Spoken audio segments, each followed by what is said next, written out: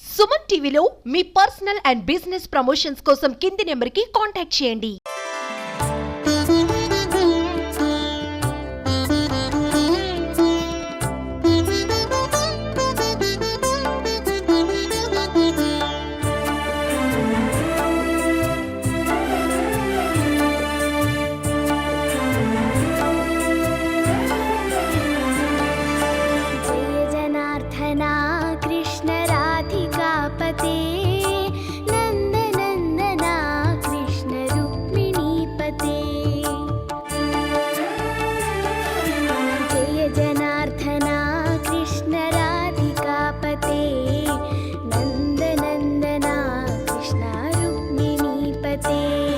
Hi నమస్తే, welcome to Suman TV. నేను మీ నాగరాజ్.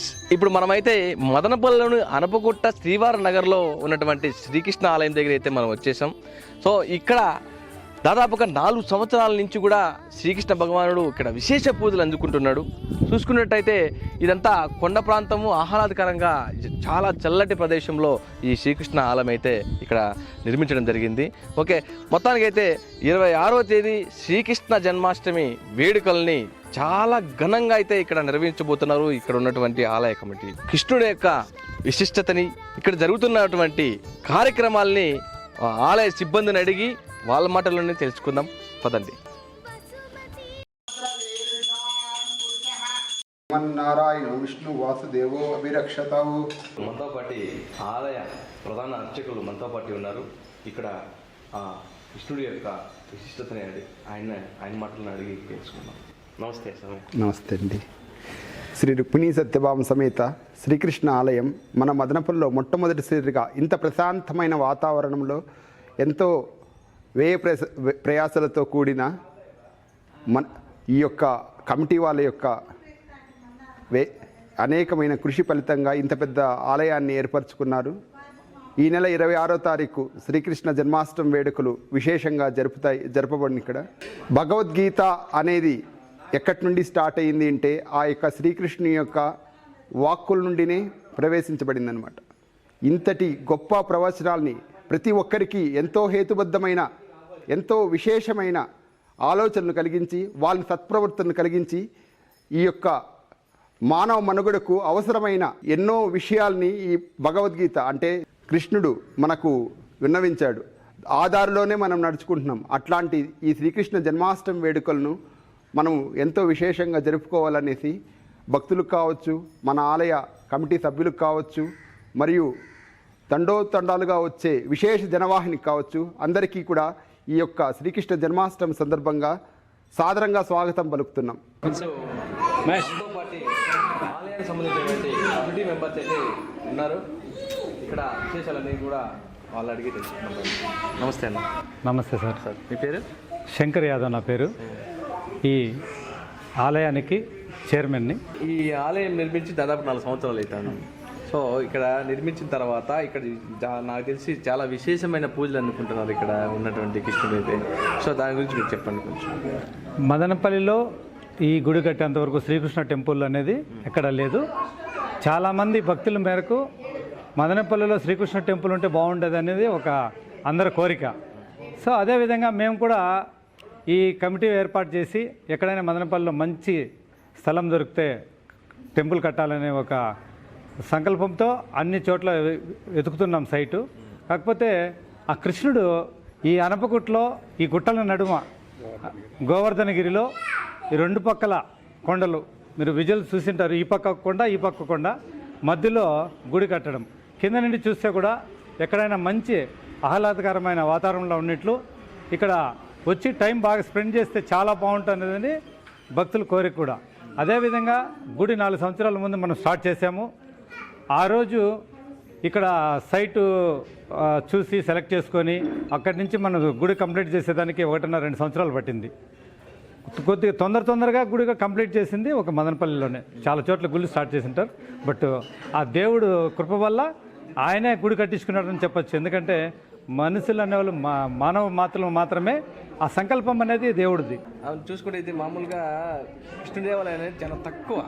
మన రాయలసీమలోనే ఇది నా తెలిసి పెద్ద దేవాలయం అని నాకు అనిపిస్తుంది. దాని గురించి ఏం చెప్తారు మీరు? అవునండి, ఈ రాయలసీమలోనే ఈ రాయలసీమలో ప్రస్తుతం మదనపల్లిలో ఉన్న శ్రీకృష్ణ టెంపుల్ అతిపెద్ద టెంపుల్. ఇక్కడ ఆహ్లాదకర వాతావరణం ఉంటుంది. భక్తులు కూడా ఒకసారి వస్తే మళ్ళీ రావాలి, ఆ గుడికి వెళ్ళి దేవుడి దర్శనం చేసుకోవాలి, మనం అనుకున్న కోరికలన్నీ కూడా నెరవేరుతున్నాయి అనేది ప్రజల యొక్క అభిప్రాయాలు. సో అంటే ఇప్పుడు ఇంకా కృష్ణాష్టమి ఇంకా 3 రోజులు ఉంది. సో ఎలాంటి కార్యక్రమాలు చేపట్టబోతున్నారు? సో మెయిన్ వచ్చి 24వ తారీఖు ఈరోజు బెంగళూరు వారిచే ఒక 15 మెంబర్స్ వాళ్ళు గీతా పారాయణం అని చేస్తారు. ఈరోజు ఈ కార్యక్రమంతో స్టార్ట్ అయ్యి అలాగే సండే మళ్ళీ సోమవారం మార్నింగ్ నుంచి 3:30 నుంచి అభిషేకము, తర్వాత వచ్చి కళ్యాణము, తర్వాత ఈ విఐపీలు దర్శనాలు ఉంటాయి. చాలామంది మన ఎమ్మెల్యేలు ఎంపీలు అందరినీ ఆహ్వానం మేర పిలిచాము, వాళ్ళు కూడా వచ్చి ఈ దేవుని దర్శనం చేసుకుంటారు.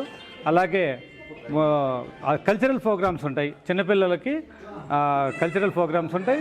తర్వాత వచ్చి ఉట్లోత్సవం ఉంటుంది, వసంతోత్సవం ఉంటుంది. సాయంకాలం అదే నైట్ 12:00 వరకు కూడా ఈ కార్యక్రమాలు అనేవి జరుగుతూ ఉంటాయి. అంటే పొద్దున్న నుంచి అంటే తెల్లవారి 5 గంటల నుంచి 3:30 నుంచి 3:30 నుంచే Yes, చేస్తారు. yes. 3:30 నుంచి నైట్ 12 గంటల వరకు 12:30 ఒకే ప్రోగ్రామ్ జరుగుతూ ఉంటాయి. ఓకే, సూపర్ అన్న. అయితే నమస్తే, పేరు? బాలకృష్ణ అండి. బాలకృష్ణ అలా చెప్పండి. అంటే వచ్చే భక్తులకి ఎలాంటి సౌకర్యం కల్పించబోతున్నారు ఇక్కడ వచ్చే భక్తులకి ఎటువంటి ఆటంకం లేకుండా క్యూలు ఏర్పాటు చేయడం, ఎన్సీసీ క్యానర్ ద్వారా భక్తులకి సేవ చేసే మార్గం ద్వారా క్యూ లైన్లు ఏర్పాటు చేయడం, పార్కింగ్ సపరేట్ పెట్టడం, అన్నదానం కౌంటర్ సపరేట్ పెట్టడం, అలాగే ప్రముఖులకు కూడా ఎటువంటి ఇబ్బంది లేకుండా వాళ్ళకు కూడా సపరేట్ క్యూ పెట్టడం జరిగింది. అలాగే ఇక్కడ కళ్యాణోత్సవం సపరేట్గా గతంలో కూడా వివాహం జరిగిన వారికి కళ్యాణోత్సవంలో పాల్గొనే వివాహం జరుగుతుందని ఒక భావన. అలాగే అన్నదానం మా డైలీ జరుగుతూ ఉంటుంది. మార్నింగ్ అంటే ప్రతి శనివారం చేస్తాము. అలాగే పౌర్ణమి ఇక్కడ ఒక విశేషం ఏమంటే గురు పౌర్ణమి మన అరుణాచలంలో ఏ విధంగా గురు పౌర్ణమి చేస్తారో అలాగే ఇక్కడ కూడా గురు పౌర్ణమి భారీ ఎత్తున జనాలు వస్తారు, భక్తులు వస్తారు. నైటు అలంకార దీపాలంకరణ, దేవుని ఊరేగింపు అనేది జరుగుతుంది. ఆ రోజు అన్నదాన కార్యక్రమం జరుగుతుంది. అలాగంటే మా అన్నదానం కృష్ణాష్టమి నాడు సుమారు 40,000 నుంచి 50,000 జనాభా వస్తారు. మన ఉమ్మడి జిల్లాలో చిత్తూరు జిల్లా, ఇట్లా అనంతపురము, ఇట్లా చిత్తూరు జిల్లాలో కూడా ఉమ్మడి జిల్లాలో కూడా జనాలు వస్తారు. ప్రజలు భక్తులు వచ్చి దేవుని దర్శించుకుంటారు. ఎందుకంటే ఈ దేవాలయం కూడా రాయలసీమలోనే అతి పెద్ద దేవాలయంగా ఉంది కాబట్టి అతి పెద్ద దేవాలయం రాయలసీమ చుట్టుపక్కల అంటే మన డిస్ట్రిక్ట్స్, మన చిత్తూరు డిస్ట్రిక్ట్ కాకుండా చుట్టుపక్కల డిస్ట్రిక్ట్లు అందరూ కూడా ఇక్కడికి వచ్చి మన రాయలసీమలోనే అతి పెద్ద దేవాలయం. ఎక్కడ కృష్ణుని దేవాలయం, రుక్మిణి సత్యభామ ఓన్లీ కృష్ణుని దేవాలయం ఉంటుంది సింగిల్ గా. రుక్మిణి సత్యభామ రాధాకృష్ణ దేవాలయం ఎక్కడా లేదు, ఓన్లీ మదనపల్లి మాత్రమే ఉంది. ఇట్లా ప్రశాంతమైన దేవాలయం, గుట్టల మధ్య ఆహ్లాదకరమైన వాతావరణం ఎక్కడా లేదు. ఇక్కడ గోవులు ఉన్న పుంగనూరు జాతి ఆవులు, విశిష్టమైన ఆవులు ఉన్నాయి. ఇక్కడ కింద ఆవులు, చిన్న చిన్న ఆవులు ఉన్నాయి. వాతావరణం కూడా ప్రజలు అందరూ కూడా లైక్ చేసే విధంగా కూడా ఇక్కడ చూస్తే నిజంగా ఈ వాతావరణం కూడా చాలా ప్రశాంతత. కానీ ఈ గాలి రావడం కానీ చల్లటి గాలి గుళ్ళో ఉన్నంత సేపు కూడా ఏదో కొంచెం ఎక్కడో ఒక ట్రాన్స్లోకి వెళ్ళిపోయే విధంగా అనిపిస్తుంది. సో చాలా బాగుందని అయితే థ్యాంక్ యూ సో మచ్. నమస్తే అన్న. నమస్తే అండి. సుమన్ టీవీ మీడియా ప్రతినిధులకు శ్రీకృష్ణాలయం తరపున ధన్యవాదాలు. నా పేరు సురేష్ యాదవ్, శ్రీకృష్ణ టెంపుల్ గోవర్ధనగిరి జనరల్ సెక్రటరీని. ఇక్కడ గత 5 ఏళ్ళప్పుడు ఈ గుడి నిర్మాణం చేయడం, ఇంతకుముందు పురాతన ఆలయము, తర్వాత మనం ఈ కొండల మధ్యన మంచి ఆలయం ఉండాలా, మన రాయలసీమకే మంచి పేరు తేవాలనే ఉద్దేశంతో ఈ యొక్క ఆలయాన్ని ప్రారంభించడం. ఈ ఆలయ నిర్మాణానికి ఎంతోమంది దాతలు కులమతాలకు అతీతంగా వందలు వేలు లక్షల్లో విరాళాలు ఇవ్వడం, ఈ ఆలయం ఇంత పెద్ద ఎత్తున మనం నిర్మాణం చేసుకోవడం, మన రాయలసీమకే తలమానికంగా ఉన్నటువంటి గోవర్ధనగిరి శ్రీకృష్ణాలయం నందు ఎన్నో ప్రత్యేక కార్యక్రమాలు. రుక్మిణీ సత్యభామ సమేత శ్రీకృష్ణ పరమాత్ముడు మన రాష్ట్రంలో మొదటిసారిగా ఇక్కడ వెళ్ళడం, దీన్ని చూసి చుట్టుపక్కల ప్రాంతాలంతా కూడా డెవలప్ చేసుకోవడం. ఇక్కడ ప్రతి పౌర్ణమి రోజున గిరి ప్రదక్షిణ కార్యక్రమం ఉంటుంది. మన ఆంధ్రప్రదేశ్లో మొట్టమొదట గిరిక్షేత్రం అంటే గిరి ప్రదక్షిణ చేయడానికి అనువుగా ఉన్నటువంటి క్షేత్రం మన గోవర్ధనగిరి శ్రీకృష్ణాలయం. ఎందుకంటే తమిళనాడు అరుణాచలంలో గిరి ప్రదక్షిణ ఉంది. అదేవిధంగా మన మదనపల్లిలో ఆంధ్రాకే తలమానికంగా ఉన్నటువంటి మదనపల్లి, ఈ గుట్టల మధ్య వెలసినటువంటి ఈ గోవర్ధనగిరి శ్రీకృష్ణాలయంలో ప్రతి పౌర్ణమి రోజున గిరి ప్రదక్షిణ కార్యక్రమం ఉంటుంది. గిరి ప్రదక్షిణ అంటే ఇప్పుడు మన టెంపుల్ దగ్గర నుండి గిరి ప్రదక్షిణ స్టార్ట్ అవుతుంది పౌర్ణమి రోజు సాయంత్రం 6 గంటలకు. ఇక్కడి నుండి ఇట్లా నేషనల్ హైవే అనపగుట్ట, అన్నమయ్య సర్కిల్, అమ్మచిరుమిట్ట, శ్రీవారి నగర్ 2 మీదుగా 3.5 కిలోమీటర్లు విడుతుంటుంది. 3.5 కిలోమీటర్ ఉంటుంది. 3.5 కిలోమీటర్ ఈ గుట్టలు విడుతుంటుంది. దాదాపు మనకి హైవే అయ్యేదాని వల్ల మనం గుడి చుట్టూ ప్రదక్షిణలు చేయడం జరుగుతున్నది. అదేవిధంగా ఇంకా ఈ రోడ్డు పూర్తి అయిపోయిందంటే ప్రతి పౌర్ణమి రోజున వందలాదిగా వేలాదిగా మన అరుణాచలం ఏ విధంగా అయితే ఉందో ఆ విధంగా గిరి ప్రదక్షిణ కార్యక్రమాలు నిర్వహిస్తాము. అదేవిధంగా ఈ రుక్మిణి కళ్యాణంలో పాల్గొనే వాళ్ళకి, పిల్లలు కాని వారికి, పెళ్లి కాని వారికి ఆ భాగ్యం కలుగుతుందని నానుడి. అదేవిధంగా ఈ కృష్ణాష్టమి ఈ నెల 26వ తేదీ అనగా సోమవారం ఉదయం 6 గంటలకు అభిషేక కార్యక్రమాలు, స్వామివారి దర్శనము, సాంస్కృతిక కార్యక్రమాలు, అదేవిధంగా మన ఆలయానికి సహకరించిన వారందరికీ సన్మాన కార్యక్రమాలు ఉంటాయి.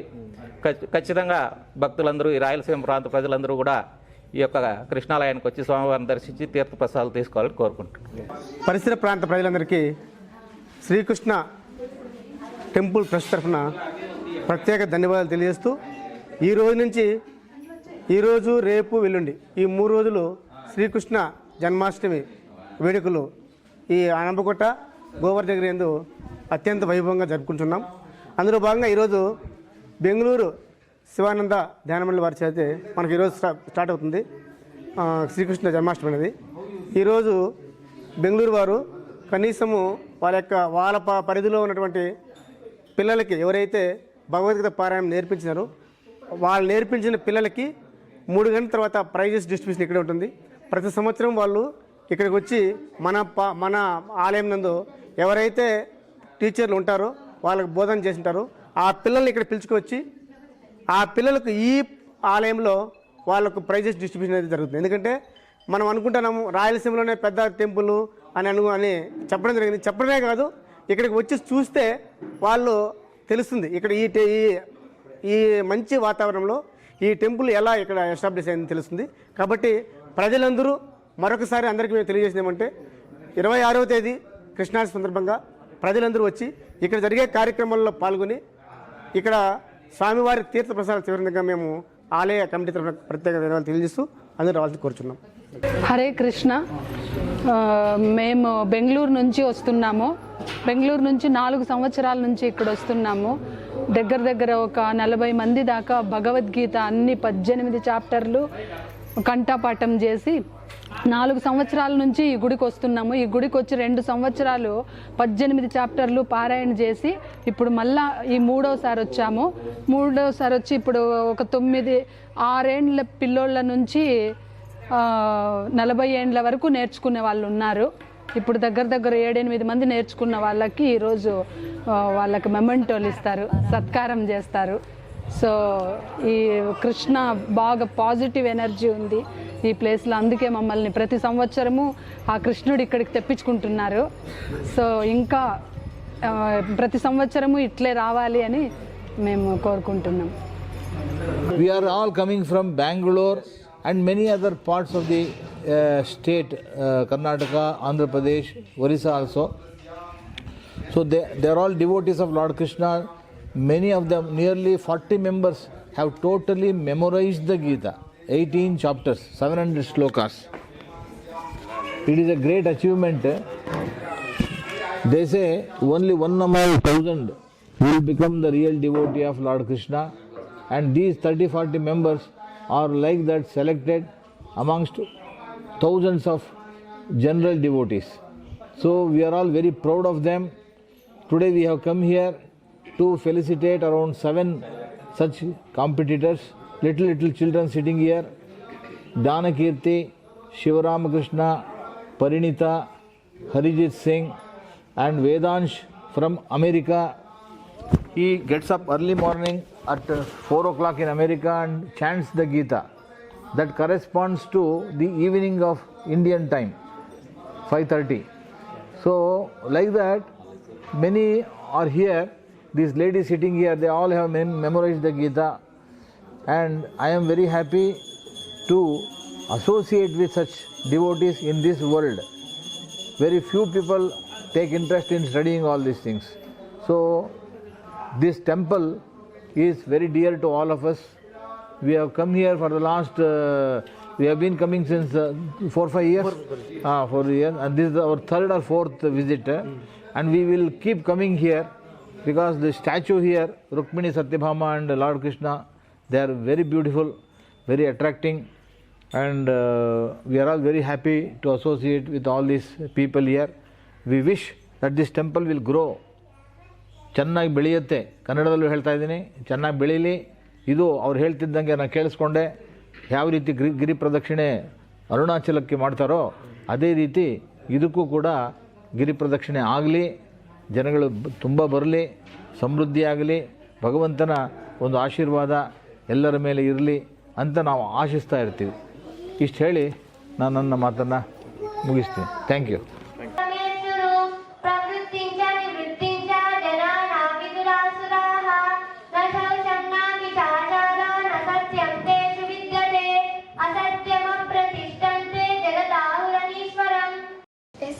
Take the help of anything else. Very good. God bless you. So she is visibly challenged, but she has been very well blessed by the Supreme Lord. May you register success at every level of your life. Okay.